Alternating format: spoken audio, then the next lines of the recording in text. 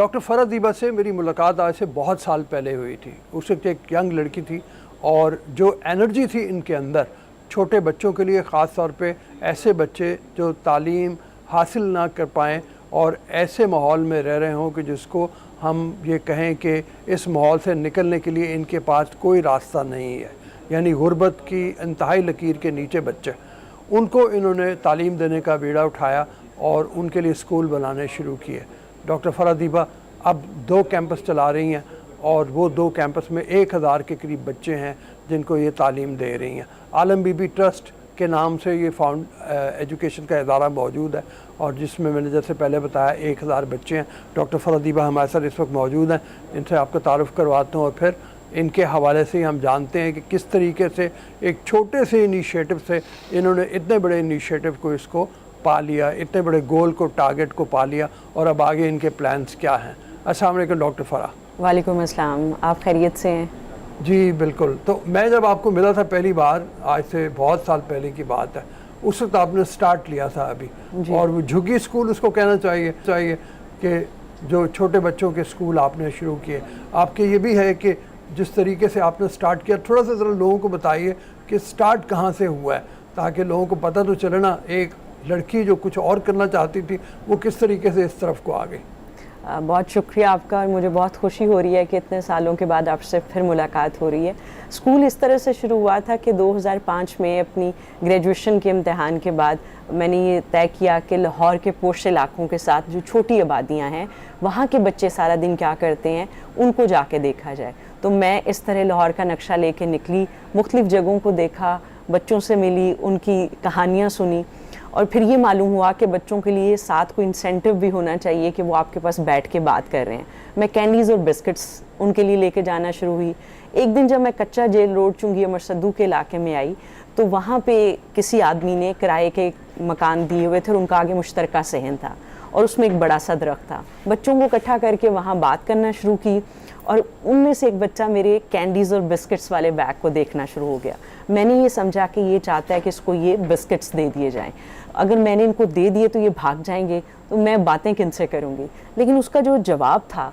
दरअसल वो लम्हा था जब ये फ़ैसला हुआ कि इन बच्चों को पढ़ाया जाए। उसने कहा कि मुझे ये कैंडी और बिस्किट नहीं चाहिए, पेपर और पेंसिल चाहिए, मैंने लिखना है। क्योंकि मैं जो उनसे बातें करती थी मैं साथ लिख रही होती थी, उनकी कहानियाँ जमा करती थी। तो वो बच्चा जिसने पजामा भी नहीं पहना और वो इंतहाई कम वसाइल वाली जगह पे रहता है, उसके सामने खाने की चीज़ उसकी दिलचस्पी का बायस नहीं बल्कि उसको पेपर पेंसिल चाहिए। तो आप ये देखें उसके अंदर पढ़ने की कितनी ज़्यादा लगन थी। तो ये फ़ैसला हुआ कि इनको पढ़ाया जाए और फिर 60 बच्चों को इकट्ठा करके उसी दरख्त के नीचे उनको पढ़ाना शुरू कर दिया। ये इस इदारे का स्टार्ट था जो अल्लाह ताला ने ऐसे लिखा हुआ था। जी अच्छा, बढ़ते बढ़ते मतलब बहुत से दोस्तों का ताउन आपको साथ रहा है, शामिल रहा है, तो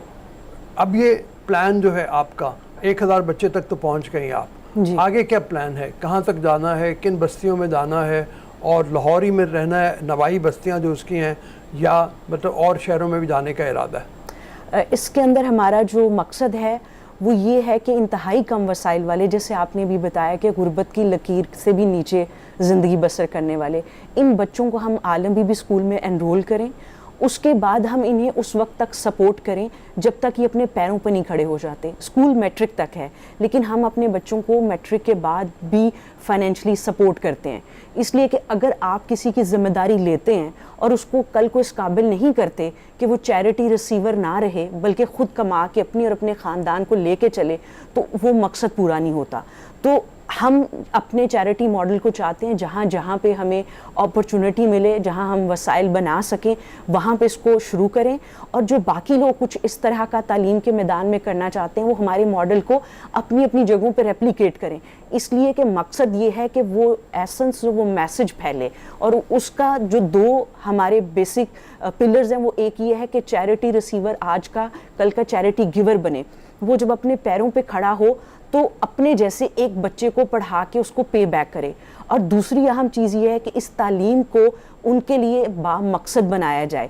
یعنی کہ وہ معاشرے کے اندر ایک ذمہ دار شہری کے طور پر زندہ رہیں۔ ہم یہ دیکھتے ہیں کہ بہت ساری جگہوں پہ بہت اچھا لٹریسی ریٹ ہے، لوگ بہت پڑھے لکھے ہیں، تعلیم بہت تیزی سے بڑھ رہی ہے، لیکن کیا وجہ ہے کہ ہمارے معاشرے کے اندر اتنی اخلاقی اور تہذیبی قدریں زوال پذیر ہیں؟ تو ہمیں اس کے اوپر سوچنا چاہیے، اور ہم جو دیکھتے ہیں وہ یہی ہے کہ تربیت کا بہت بڑا فقدان ہے۔ جیسے ہمارے پہلے جو سکولز ہوتے تھے وہاں تعلیم و تربیت ہوتی تھی، بدقسمتی سے اب صرف تعلیم رہ گئی ہے جس کا مقصد آپ کو ایک پیس آف پیپر دینا ہے، صرف نوکری دلوانا ہے، نہ آپ کو علم دینا ہے اور نہ تربیت کر کے ایک معاشرے کے اندر آپ کو ایک اچھا شہری بنانا ہے۔ تو ہم یہ چاہتے ہیں کہ عالم بی بی کے ماڈل کے ذریعے سے ہم ایسے بچوں کو جو نہیں پڑھ سکتے نہ صرف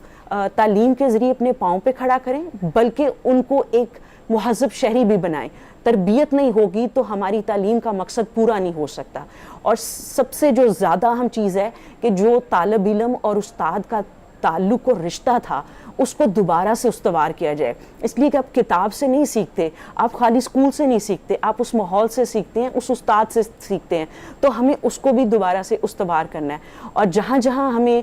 موقع ملے گا اور جتنے ہمارے وسائل بڑھتے جائیں گے ہم کوشش کریں گے کہ اتنی زیادہ جگہوں کو ہم ٹارگٹ کر کے وہاں اسکولز شروع کریں، ایسے اسکول جو ہمارے بچوں کا سیلف اسٹیم اور کانفیڈنس کو مجروح کیے بغیر پروان چڑھائے۔ اس لیے کہ جب ہم چیریٹی کرتے ہیں، جب ہم خیر خواہی کرتے ہیں،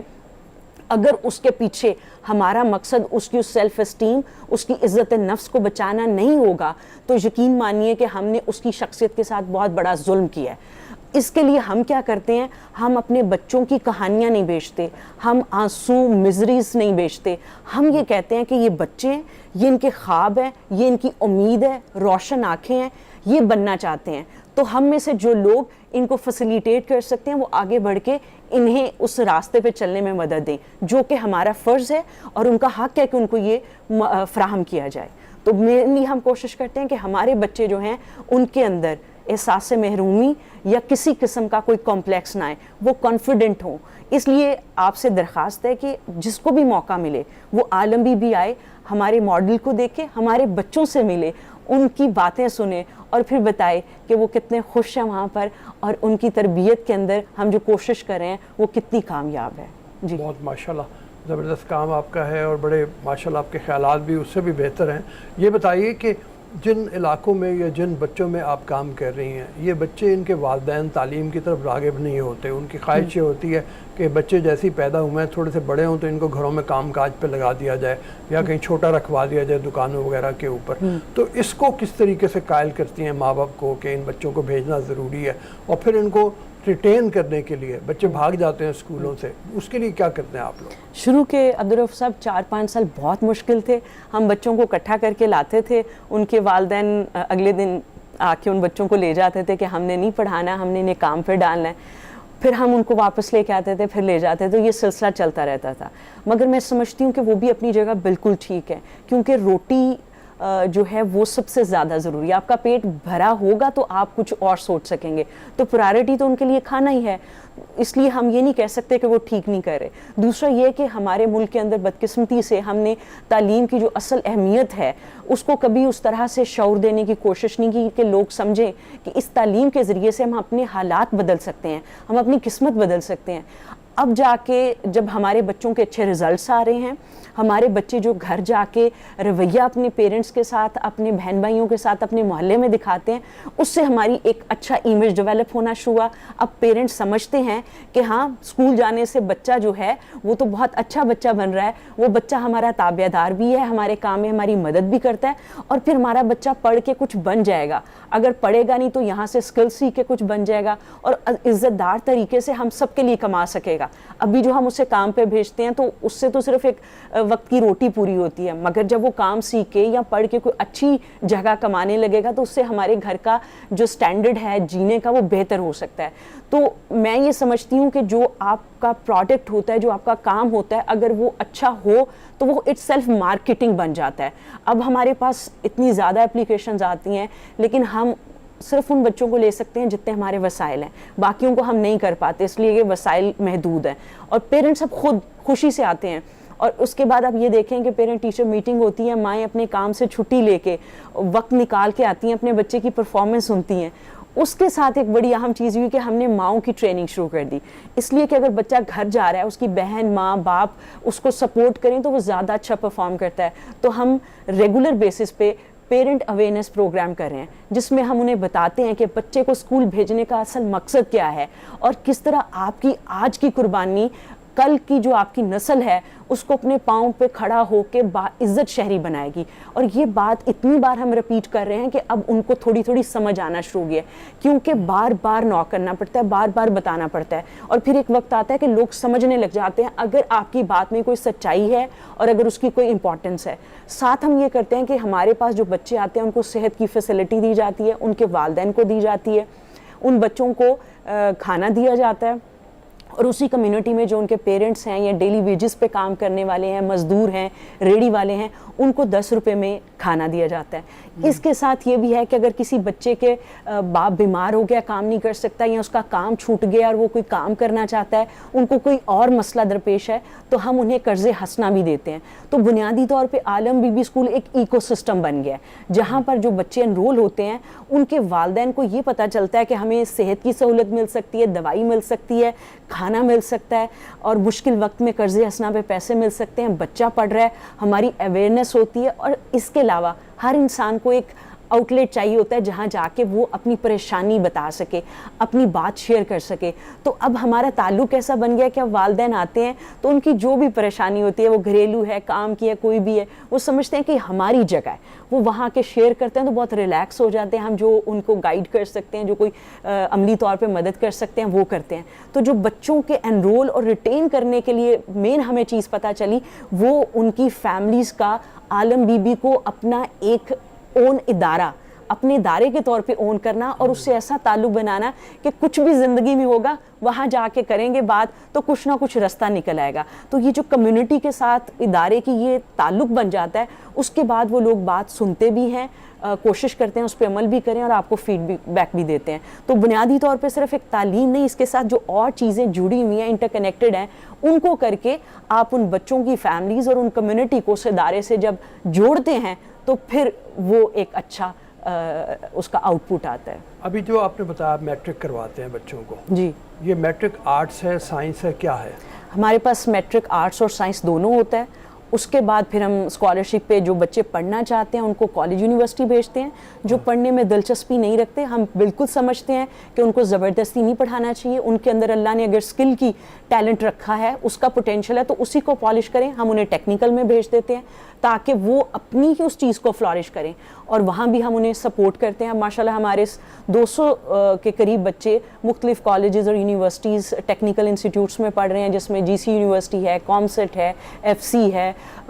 اس طرح سے یونیورسٹی آف ایجوکیشن ہے, گیریزن یونیورسٹی ہے. تو ان تمام اداروں میں ہمارے بچے پڑھ رہے ہیں, اور ٹیکنیکل انسٹیٹیوٹس میں اسکل بھی سیکھ رہے ہیں. اس لیے کہ ہر بچہ جو ہے وہ پڑھنے کے لیے پیدا نہیں ہوتا. آپ ان کو بنیادی تعلیم دیں جس سے ان کو شعور آئے, ان کو چیزوں کی سمجھ آئے, لیکن اس کے بعد اس کو اسی فیلڈ میں لے کے جائیں جس کا وہ ایک انٹرسٹ رکھتا ہے, جس کا وہ ٹیلنٹ رکھتا ہے. اور یہ اسکول کا کام ہے کہ وہ اس کو ایکسپلور کرے اور پھر اسی کو پالش کرنے کے لیے اس بچے کو ساتھ لے کے چلے. ان کے اوپر زبردستی نہیں کرنی چاہیے کہ آپ اگر پڑھیں گے, گریڈ لیں گے تبھی سروائیو کریں گے. یہ بدقسمتی سے پتہ نہیں ہم اس چیز سے کب نکلیں گے کہ پڑھائی سب کچھ نہیں ہے. پڑھائی